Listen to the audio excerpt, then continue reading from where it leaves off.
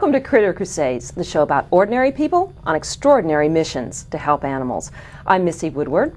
I have some wonderful guests today, and they work in an interesting way. They incorporate helping animals and helping humans. Today I'm here with Dr. Lauren Lindner, and Matthew Simmons. Welcome to the show. Thank you. You are with a fabulous organization, and you work with vets. And we're not talking about veterinarians, we're talking about veterans, those wonderful people that have helped us here and protected our country. Parrotcare.org. That's right. Yes, so I see that you've been fortunate enough to be working with the Veterans Administration here in Los Angeles, and you've incorporated an incredible program to help actually the vets, but help birds of all things. So tell me more about what you're doing. Yeah, thank you. I really thought of this many years ago because my two loves were helping veterans and helping parrots, and that's actually what we're doing. And I am so pleased and blessed to feel like we can really do this and really help both species and combine these kinds of loves. I started to rescue parrots several years back, gosh, almost 20 now. Okay. And finding a place to put them because there's so many birds that need homes. What a perfect spot there at the VA hospital. And then to realize that the veterans coming back from Iraq and from other combat service, that they can come and take some time to get reintegrated into the community and get back into the workforce in a calm setting. This is a beautiful garden, 20-acre garden in the heart of the city. So they get to be there and take care of the birds and take care of themselves at the same time. So you are a straight psychologist, but you also do something very interesting, eco-psychology. What is that? I have an orientation towards looking at how the environment affects our psyche and vice versa. Oh, interesting. Yeah. So what are some of the cases or some of the situations where that would apply? Well, we're seeing people becoming more affected by environmental catastrophe and thinking about things like global warming and whether or not there'll be polar bears in the next decade or two. So people are really becoming concerned and actually having some low-level depression and anxiety over this. And they sometimes don't really look at that as the source of their problems because there's no section in the diagnostic manuals that describe that, to date anyway. I'm sure that will change in time. Now, Matthew, you are a veteran. Tell us a little bit about your service and how you came to be at the Veterans Administration. Well, you know, everything kind of happens for a reason. I came out of high school. I joined the United States Navy. I got caught up and was over there for Desert Storm and Desert Shield. I came back and, you know, everything was fine. Everything was working out great for a little while. I started to have trouble sleeping, a few nightmares. I went and talked to the VA in Cincinnati, and they prescribed some medication to help me sleep, which seemed to be fine. I coupled that with, you know, a few too many glasses of wine and coming from a family of people who've had trouble in that area, and it really got out of control. I had trouble sleeping, I was, you know, drinking too much, things of that nature. So I came to the VA here in West Los Angeles. I was referred there because of my nightmares. They have a post-traumatic stress group and different classes, different seminars that you sit in. You deal with what used to be called combat trauma. And you talk about it, you talk about the incident, and you try to kind of like get it out from under you because like Dr. Linder talked about, you know, sometimes the anxiety or the depression underneath you're not aware of. I mean, like I wasn't necessarily aware that that was my problem, I was just aware there was something going on. So I spent about 6-8 months on the VA taking different classes, working at a program called New Directions. And just out of luck, I got introduced to Dr. Linder, and what's really happened for me is that it's very interesting. We have 30 birds. They're all individual creatures that have like certain meals that they want. Like some of them like lima beans, and some of them like fava beans, and some like peanut butter, and some like oatmeal, and some like sweet potatoes. And it's this whole like relationship that you have to develop with each individual animal because one parrot doesn't say to the other one like, okay, this guy's all right. You know, it'll be all right. You know, you can trust this guy. So you have to set up all these individual relationships, and it's really forced me to set up individual relationships with the bird, look at the way that I set up relationships with people, and be a lot more open and honest about who I am when I get into a relationship so that it kind of works out better. So although I wasn't big into like environmental services or psychology or any of that stuff, but since being introduced to Dr. Linder and the parrot care and working on the farm and kind of working at the vet's garden, I have to say it's made a big impact in my life, and I'm a different man for it. Well, the sanctuary, Serenity Park Sanctuary, helping parrots, helping veterans. It's just fascinating. I see there's a picture of you there with one of the birds. It looks as though the bird had possibly have a problem eating some of the chest feathers off. I know that's a real problem when they've have separation anxiety or have had issues about loss of the person that had taken care of them. Very similar to what humans have. That's that disorder of, being alone, separation anxiety. And I know so many veterans have so many different issues, and it's not just the current veterans, people that may have been, served many years ago. Is that what you're seeing, people of all ages? Absolutely. That's the nature of post-traumatic stress disorder. It can start decades after the initial trauma. And in that brochure you see Stanley, one of our other veterans. He's a U.S. Air Force veteran, and he was in Vietnam. Well, he was a Vietnam-era veteran. And he's in his 60s now, and he's working in this program too. And you were touching on something very important, and that is that all creatures, all vertebrates, have social brains. The idea of being alone is really, horrifying. Things like solitary confinement or, some kind of deprivation of, our senses, sensory deprivation. Those things are very, very difficult to withstand. And to put a bird in a cage for its entire long life, and as you know, these birds can live many decades. We have one bird that's in his 70s right now. Right. And they can live longer than that. So keeping them isolated and alone often results in things like traumatic stress, so that they will pull their feathers out like that bird you saw in the brochure. We have several birds who have been chewing and mutilating their feathers and even chewing into their skin, into their chest cavities. So it's a real symbiotic relationship. The veterans and the parrots, they really have similar issues that they have to work out, that they're working on, and that you've found this way to combine them all. Got it. And it's a great thing. We actually have some tape of both of you, and actually the other gentleman's name was Stanley. And so we'll go ahead and roll that and look at how wonderful the place is where you work and what you're doing. Thank you. Yeah. Thank you. We're here at Serenity Park with our two veterans, Stanley. Hello, how are you? Stanley's got Bobby on his shoulder, and Matthew. Matthew has Sammy. Step up. Sammy. Step up. Up. There you go. Good girl. Good girl. Sammy was our first rescue. She taught us everything we needed to know about parrots. And, I guess, oh, Sam, no. Bye, Sam. Bye, Sam Sam. wants to be back with her friends, the other cockatoos we rescued recently. And we've got several other aviaries with different species in it. All rescues, all here taken care of by the veterans who work here. And I've been here about 6 months. Stanley's been here about 5. I never... Going on 6. Going on 6. Really? Going on I 6. never had any experience with animals or birds or therapy or anything of that kind, and I have to say it's been wonderful. I mean, the experience with the birds and hanging out with the rescues and learning a lot from Dr. Linder and putting up with this old Gahoot. It's been good so far. I have to say it's been actually pretty fun. Hi, Bobby. Mama didn't get you sock yet. We're going to get a sweater or sock for Bobby. Yeah, huh? For the winter. He's the cold out. Oh, God, is that sweet? Bobby hates me now. Bobby won't let anybody else pet her. Oh, no wonder she's so spoiled. And other than that, I mean, you can kind of see the aviary behind you is in disarray. We're getting ready for the winter.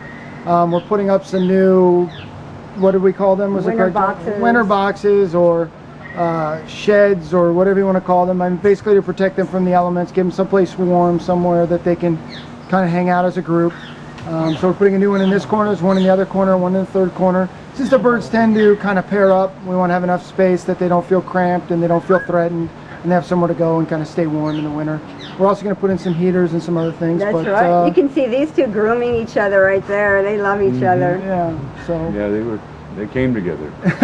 Yes, they did. They've lived came together for 13 years before coming here. That's correct.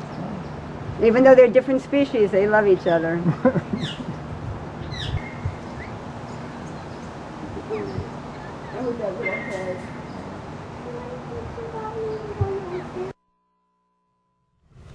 That's just fascinating. What a wonderful relationship building situation you've created there. I mean, it's true relationships. You could see Stanley with the other bird just truly having this relationship that, like you said, nobody will let him touch him practically. Now, do you only have parrots, or do you have a lot of other types of birds?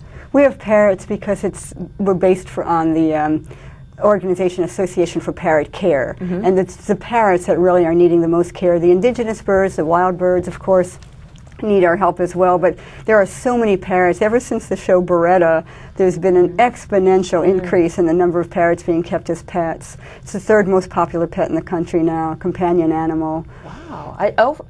Dog, cat, then parrot? Yes. I mean, there might be more fish actually, but I think that birds have surpassed that number now. There's an estimate of 30 to 60 million birds, and most people can't keep a parrot for its long lifetime. I don't mean to interrupt, but I mean, even if they can keep it, they can't keep it the way that they should. And she alluded to that earlier about like small cages and being kept in an area where they don't have social interaction with another bird. I mean, the birds at our aviary, you know, not only do they have the social interaction of their own kind, but there's 4 different aviaries, and the birds, it's amazing. They're like multilingual. I mean, one species of bird can let out a distress call or start talking, and another bird will answer from another aviary.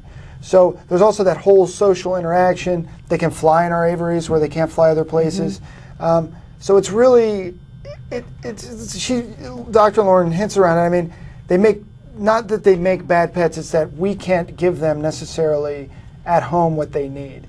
Especially in California where like space is limited and things like that. There's nowhere to give them an aviary. There's nowhere to let them fly. You know, to feed them the right way, to put out the forage instead of having them eat out of a seed bowl, and to make their diet right and stuff like that. It's very difficult. Also, the discrimination with landlords. You know, people don't like barking dogs. Well, screeching macaws and parrots and creatures like that, they discriminate. And if you're a member of a parrot's flock, they're going to scream the second you walk out of the room, because it's unsafe for any member of the flock to be out of eyesight or earshot. So they're calling to you, and that could be the entire time you're at work. You know, your neighbors are listening to that. Right. And then if you unfortunately had to let an animal go, you had no other place to live or whatever, to find a home is very, very difficult. To find a home. And to find a good home, like Matthew was saying. Home, and the trauma, the animal, even if you found a good home, they oftentimes go through very great trauma being moved to a different location. It's very true. They make strong attachments, and they really make lifelong attachments. Many of the species we have are monogamous for life. Right. And so it's very difficult for them. People have to truly think about planning for the life of the animal. When I was in college, there was a girl named Bird, and her name was Bird because she had a bird that her father had, her father's father had, and her father's father's father had. That bird was already 75 or 80 years old, and if people don't plan in their wills and their trusts and explain what's going to go on, even if they do hand it down, it's you know, we have taken nature and brought it into our environment. Now what do we do? We've made little private zoos in our own home. Many people would never do that to a dog and a cat, to leave it in a cage its entire life, feed it the same monotonous diet. But the other point is that even people who do want the best for their birds, their children don't necessarily want the birds to be passed on to them. And there's really not that many sanctuaries that are taking in parrots. There's just not enough sanctuaries to take in all these birds that need homes. And we have to really start thinking more about adoptions for parrots as well, although the number of homes are limited. And then there's that, as we get more people involved, there's like this co-parenting thing that's kind of becoming popular, which is we'll have famous people or well-to-do people or people who've had birds before will come to our sanctuary, and they'll talk to the doctor about maybe getting a bird, because part of what parrot care does is adoption and rescue. And a lot of times what's found to be the best solution is for them to adopt or sponsor a bird and to keep it at our sanctuary, so that, number one, the bird gets social interaction every day from a human being. They also get the social interaction of the flock, the other birds, and then the person can come in and they know in a sense that, you know, what's best for that bird is being done for that bird. Because not only is it, I mean, even if you build a really huge cage or a really huge aviary in the middle of Los Angeles, it's terrible air to breathe. It's just not a good place for like an exotic animal. Whereas, you know, we're on 20 acres in like the middle of like this green rolling hills, and there's a garden. There isn't a gas station for 5 miles. We have trouble getting electrical power back there. I mean, that's how far back we are. I mean, if you're at Jackie Robinson Stadium, we're another 200 yards behind that. I mean, a very, very like remote area. And it's just really good for the birds. We went to another sanctuary together, and we could tell that the birds there were unhappy because they were just screaming the whole time. They were upset. And you mentioned to me, you're like, well, I don't know. I mean, we're going to take some of these birds, and maybe they're going to be loud. And since they've come to our sanctuary, they do communicate with one another, but they don't just sit around screaming all the time. And even if you build a great aviary in your backyard, you're not going to have someone like Stanley or I or 30 other birds for your bird to talk to every day. So we've kind of encouraged people to, sponsor one of the aviaries, build a new aviary, name one of the birds, come in and kind of, in a sense, adopt the bird and give the bird really what it needs, which is that extra special attention. We have 2 volunteers that do that. And there's 2 or 3 birds that are bonded to these volunteers like you wouldn't believe.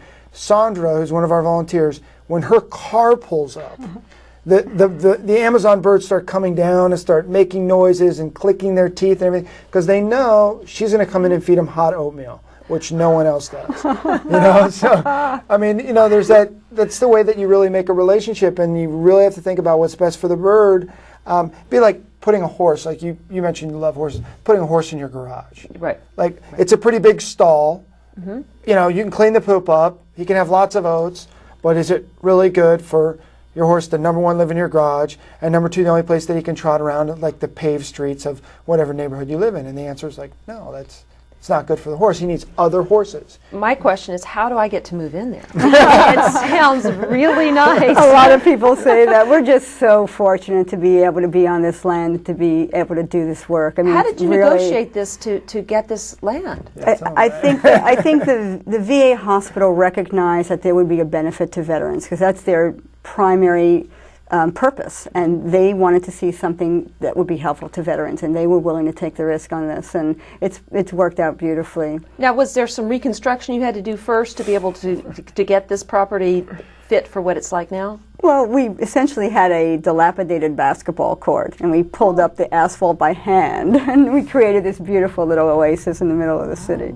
And our volunteers are so wonderful. I mean, the people who do come and hand feed the birds and make toys and make banana bread, and we're really fortunate. We have a wonderful team of people, and the veterans are the heart and soul of it. And so the veterans that are there can come visit at any time, or how does that work as far as the veterans that visit the VA there or permanently on site or temporarily on site? How does it work that they get to enjoy this as well? Well, we just had our official grand opening in May, the end of May, but we are inviting the nursing home and the domiciliary and all the other programs, the recovery programs that are on campus there. And one of we the invite groups, them there. And one of the groups that I meet in, the PTS Street group I was telling you about, they've actually moved down to where we're at. We have a large, I think it's a redwood tree, that's right by the sanctuary that has some big overhanging branches and some shade. And they actually bring the veterans down there. They do the group for like an hour and a half, and then they go over to the cages and they see the birds and they walk around the aviary, and they also go around the garden. So not only have we kind of sought out like, hey, come and enjoy this, it's kind of spread like a rumor. Like a lot of people at the VA are like, well, we never see any signs, but we were over at this one building and they said that this was the place to go.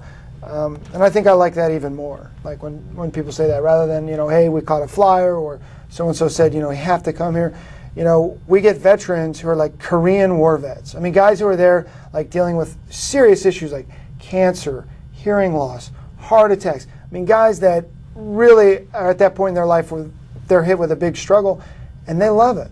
And they don't love it because it's, they get to interact with the birds and they feel so much better. It's just wonderful to go somewhere where it's peaceful, it's in the middle of LA, it's quiet. You just got done doing some horrible procedure at a hospital, and you don't even have to leave the grounds to go somewhere and enjoy nature. You see, that's the other part of eco-psychology. He just summed it up. Right. The enjoyment and the pleasure and the serenity that we get from being in nature. This is a whole new trend, I would hope, that would be beginning, that other VA hospitals and other facilities like this might think that this would be a wonderful outlet, not only for psychologists to work and interact with patients on a new level and incorporate nature and humans together, but that veterans, other people that deal with other kinds of issues from psychological to physical or whatever might have an outlet like this, but then blend the two, and that way, you know, like this is set up as a nonprofit, it could be something that incorporates helping a nonprofit, helping a regular organization. You know, it's a win-win for everyone, it really looks like. It is, and we've gotten contacts from VAs all over the country, in fact, so you're right on it. Oh, this will be wonderful. Would it be the sort of thing that you would look at, you're not looking at this as a pilot program, this is something that's existing and it's working and everybody knows that. Could you duplicate this relatively easily in one location to the next? Could you set up, is it set up to where if somebody could say, we're going to do this there, would you have to physically go there and do it? There are so many VAs that have large expanses of land, like the West Los Angeles one does. So it would be ideal, because we're looking for places to be able to bring birds for their lifetime and also be of service to the veterans. So it really is ideal. But she also kind of cuts herself short. I mean, Dr. Linder would have to be involved because you become part of an ecosystem. Okay, so temperatures are different in West LA than they are in Phoenix, than they are in San Francisco, and the birds, the mean temperature for them has to be a certain way, and they can't get wet, and they have to eat certain foods, and they have to have certain diets. So it would take someone, you know, like Dr. Linder sitting there, maybe setting up the aviary, but then you'd have to be there for a while to kind of get it up and running so that it fits within the ecology of the environment. Otherwise, the birds would suffer, and that's not really what you want. How do you feel this has changed your life? What it's done is it's made me look at relationships differently. It really has. And it's made me respect animals and the environment and things that I never looked at before as being important, because I've learned that it all comes together and it all impacts me. And if I'm not aware of it, then it's going to push me places where I don't want to go. So this is a new career for you, I guess. Oh, yeah. I mean, I worked in computer software and business development for 12 years, and now I do this, and this couldn't be anything further from it. I mean, driving nice cars and a big condo to kind of doing this here. But this is not charity work. I mean, this is something that I really do love, and I really do enjoy it, and I probably wouldn't trade it for anything else. Well, you're giving back also to your fellow service people, and that you know, and you're giving to the animals, and you're giving to yourself. Yeah, and I hate to be selfish, but I mean, I just feel like I get a lot out of it every day. I mean, I get a lot out of it with the animals and talking to Doc and planting bushes and putting in fountains and, you know, dealing with the guys at the garden who are planting food for us, and we do food pickups, and I mean, it's become a really, really great thing. I like it. Do you think that you will also have other groups come out there, people, possibly therapeutic groups, educational groups, children's groups? Do you foresee that? Oh yes, we've already had school groups, and we're definitely looking forward to having more of that. We want it to be an educational, you know, showpiece. Really, we'd love for other people to come and visit and be part of it. Absolutely. And what about an educational spin-off for people going into psychology, the psychological field, to have an educational basis based just on this? I mean, is there any sort of possibility for that there could be a new way of training? Well, you've just made me think of a new way. Absolutely, that's wonderful. I'm going to start having interns out there, and psych assistants. That's wonderful. Right, because I would think that would teach them a new way. I mean, Freud and Jung and all these people are wonderful, but you never thought about Polly Want a Cracker to be able to teach somebody a new way to think about things. And also, you mentioned bringing children and doctors and different people out there. It's a totally different interaction to interact with a wild animal. I mean, I love dogs. I'm not a great cat person, but I mean, I know what a cat is, I know what a dog is, I know what a hamster, a rabbit, a horse. But I mean, like a wild parrot, it's totally, you can see it in their eyes. I mean, like when you finally get that animal to like trust you enough to come down and sit on your arm, or to put its beak against your chest and, you know, you kind of touch the top of its head. I mean, it's just amazing, because I mean, that's a wild animal. You would never be, I mean, some of these animals were caught in nets in faraway, you know, islands, stuffed in crates and shipped over here. So the fact that this animal trusts me enough to come down, and it's a wild animal, it'd be like walking up to a puma and like petting a jaguar or a puma at night. I mean, that would be like a real rush for me, and I definitely like that part of it also. Now, the most important thing, your website name? Parrotcare.org.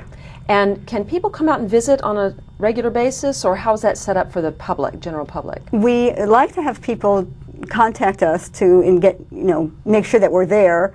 There's a farmers market actually that exists at the VA on Thursday afternoons, and it's part of the Veterans Garden. We are part of the Veterans Garden, which is a horticultural work therapy program, and this is a work therapy program for veterans.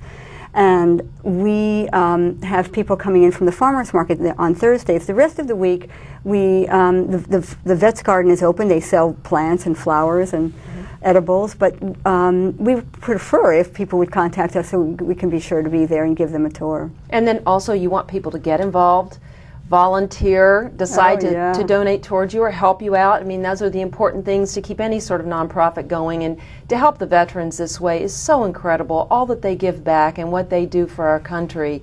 They have this little thing that you can do, and you're doing such an enormous thing by helping the parrots too. I mean, and think of all the people that have parrots that don't know what they're going to do. This would be very inspirational for them to think that possibly this may be a place for them to, house their animal upon their death or whatever. I mean, there may be future ways that they can have that. In these last moments here, just briefly, what would you say is the best thing someone could do right now for an animal like a parrot that would make a better life for that parrot?